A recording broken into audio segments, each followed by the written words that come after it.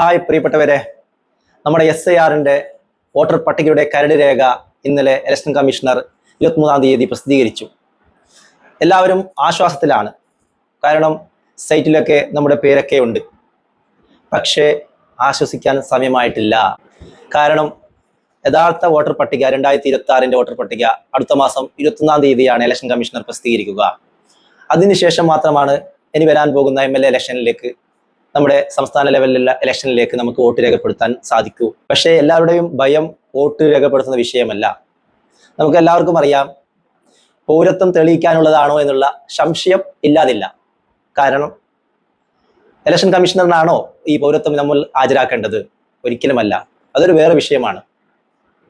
നമ്മുടെ പൗരത്വം ഭരണഘടന പറയുന്നത് പോലെ അതിന് കൃത്യമായ ഇവിടെ ആരാണ് പൗരൻ എന്നുള്ളത് നമ്മുടെ ഭരണഘടന പറയുന്നുണ്ട്. അതനുസരിച്ചാണ് നമ്മുടെ പൗരത്വം തെളിയിക്കേണ്ടത്. പക്ഷേ ഇത് ഇലക്ഷനുമായി ബന്ധപ്പെട്ടുള്ള കാര്യമാണ് എന്ന് നമുക്ക് ആശ്വസിക്കാം. അതിന് ഉള്ളിൽ ഇടൻ അജണ്ടകൾ ഉണ്ടോ എന്നുള്ളത് വാർത്തകളിൽ ചർച്ചയാവുന്ന വിഷയമാണ്. അതൊരു വേറെ വിഷയമാണ്. പക്ഷേ നമ്മൾ ആശ്വസിക്കേണ്ട എന്ന് ഞാൻ എൻ്റെ പ്രേക്ഷകരോട് പറയാനുള്ള കാരണം, നമ്മൾ കണ്ട നമ്മുടെ കേരളത്തിലെ മുഖ്യധാര ചാനലുകളിൽ ഇന്ന് ചർച്ചയായ, ഇന്നലെയും ഇന്നുമായി ചർച്ച ചെയ്ത വാർത്തകൾ, ആ വാർത്തകളിൽ പറയുന്നത് പോലെ ഇലക്ഷൻ കമ്മീഷണർ നമ്മുടെ മുമ്പിൽ വാർത്താ സമ്മേളനം നടത്തി അദ്ദേഹം പറയുന്നത് പോലെ ഇപ്പോൾ നമ്മുടെ കേരളത്തിലുണ്ടായ 2.25 കോടിയിൽ നിന്ന് 24 ലക്ഷം ആൾക്കാർ പുറത്തായി. അതിൽ 6 ലക്ഷം മരണപ്പെട്ടവരുണ്ട്, ഡബിൾ എൻട്രി ആയ ആൾക്കാരുണ്ട്, നമ്മുടെ സംസ്ഥാനം വിട്ടുപോയവരുണ്ട്, പ്രവാസ ജീവിതത്തിൽ കഴിയുന്നവരൊക്കെ ഉണ്ട്. അപ്പോൾ 24 ലക്ഷം പുറത്തായി. ഈ 2,54,00,000 ആൾക്കാരുടെ പേര് ഇപ്പോൾ കരട് രേഖയിൽ വന്നിട്ടുണ്ട്. നമ്മുടെ പലരുടെയും പേര് അതിലുണ്ട്. നമ്മൾ ആശ്വസിക്കാൻ സമയമായോ? ഇല്ല. നമ്മൾ പലരും SIR ഫോം ഫില്ല് ചെയ്തത് 2002-ൽ നമ്മുടെ രക്ഷിതാക്കൾ നമ്മുടെ കുടുംബ ബന്ധത്തിൽപ്പെട്ടവരെന്നാണ് ആദ്യം ഇലക്ഷൻ കമ്മീഷൻ പറഞ്ഞത്. പക്ഷേ ഈ അംഗനവാടി ടീച്ചർമാർ, BLOമാർ അവരുടെ സൈറ്റിൽ നമ്മുടെ SIR അതിലേക്ക് ഫോം ഫില്ല് ചെയ്യുമ്പോൾ, സൈറ്റിലേക്ക് കയറ്റുമ്പോൾ അതിൽ ഓപ്ഷൻ ഉണ്ടായത് ഉപ്പയുടെയോ ഉമ്മയുടെയോ ഉമ്മാമ്മയുടെയോ ഉപ്പാപ്പയുടെ മാത്രം പേരാണ്. സഹോദരന്മാരുടെയോ മൂത്താപ്പ എളാപ്പമാരുടെ ഒക്കെ പേരുണ്ടായിരുന്നില്ല. ഇലക്ഷൻ കമ്മീഷണർ ആദ്യം പറഞ്ഞത് കുടുംബ ബന്ധത്തിൽപ്പെട്ടവരുടെ പേരെന്നാണ്. പക്ഷേ അതിലുണ്ടായിരുന്നില്ല. അതൊരു സാങ്കേതിക പ്രശ്നമാണ്. പക്ഷേ ഇനിയുള്ള ദിവസങ്ങളിൽ 1 മാസമാണ് നമുക്ക് സമയം തന്നത്. ആരാണ് രേഖകൾ ഹാജരാക്കേണ്ടത് എന്നാണ് ഞാൻ കൃത്യമായി പറയാൻ പോകുന്നത്. പല ആൾക്കാരും പലതും കേട്ടുകൊണ്ട് പല രീതിയിൽ ആൾക്കാരെ തെറ്റിദ്ധരിപ്പിക്കുന്നു. യാഥാർത്ഥ്യം എന്താണെന്ന് നമുക്ക് കൃത്യമായി മനസ്സിലായതിനു ശേഷം മാത്രമാണ് ജനങ്ങളോട് പറയേണ്ടത്. അതുകൊണ്ട് തന്നെ ഇലക്ഷൻ കമ്മീഷണർ പറയുന്നത് പോലെ നമുക്ക് ഇപ്പോൾ ഇന്നലെ 23-ാം തീയതി പ്രസിദ്ധീകരിച്ചത് മുതൽ 1 മാസം നമുക്ക് ടൈം തരുന്നു. നമ്മുടെ വീടുകളിലേക്ക് നോട്ടീസ് അയക്കുമെന്നാണ് പറയുന്നത്. ആർക്കാണ് നോട്ടീസ് അയക്കുന്നത്?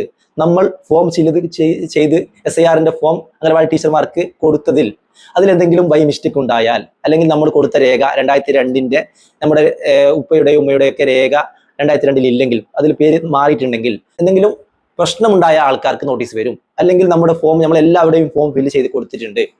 ആധാർ കാർഡ് നമ്പർ, അതുപോലെ തന്നെ മൊബൈൽ നമ്പറൊക്കെ ആദ്യ കോളത്തിൽ ഫില്ല് ചെയ്തത്. താഴെ ഫോം അവരുടെ 2002-ൽ ചെറിയ പ്രായത്തിൽ തന്നെ ഉപ്പയോ ഉമ്മയോ ആരും ഇല്ലാതെ മരണപ്പെട്ടിട്ടുണ്ടെങ്കിൽ അവർക്ക് പ്രൂഫ് ഇല്ലാത്തത് കൊണ്ട് അത് നമ്മൾ അവിടെ എഴുതി വെച്ചിട്ടിരുന്നില്ല. അവർക്കും നോട്ടീസ് വരും. അങ്ങനെ നോട്ടീസ് വരുന്നത് നമ്മൾ പ്രതീക്ഷിച്ചിരിക്കുക.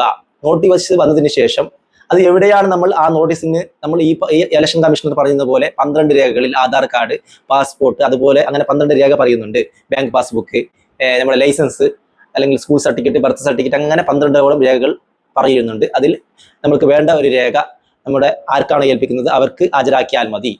അങ്ങനെ വീട്ടിലേക്ക് നിങ്ങളുടെ നോട്ടീസ് 2002-ന്റെ എവിഡൻസ് ഇല്ലാത്തവർ നമുക്ക് ആർക്കാണെന്ന് നമുക്കറിയാം. നമ്മൾ ക്യാമ്പൊക്കെ നടത്തിയിരുന്ന പലരും നട്ടം തിരിഞ്ഞ ഒരു അവസ്ഥ.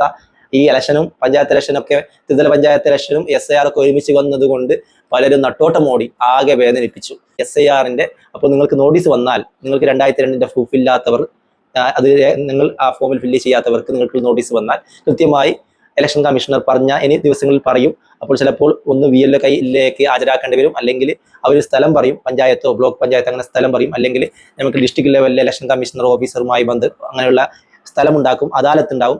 അവിടെയാണ് നിങ്ങളുടെ പ്രൂഫ് കൊണ്ടുപോയി കൊടുക്കേണ്ടത്. അതുകൊണ്ട് 2002-ന്റെ പ്രൂഫ് നൽകാത്തവർ, അല്ലെങ്കിൽ എന്തെങ്കിലും എന്തെങ്കിലും പിഴവ് വന്നവർ, അവർക്കൊക്കെ നോട്ടീസ് വരും. അതുകൊണ്ട് എന്തും പേടിക്കേണ്ട ആവശ്യമില്ല.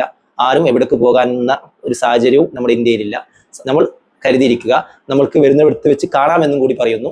എല്ലാവർക്കും നന്ദി, നമസ്കാരം, അസ്സലാമു അലൈക്കും. പ്രത്യേകിച്ച് പറയാനുള്ളത്, ഈ ഉള്ളവൻ്റെ ഈ ചാനൽ സബ്സ്ക്രൈബ് ചെയ്തുകൊണ്ട് സപ്പോർട്ട് ചെയ്യുക.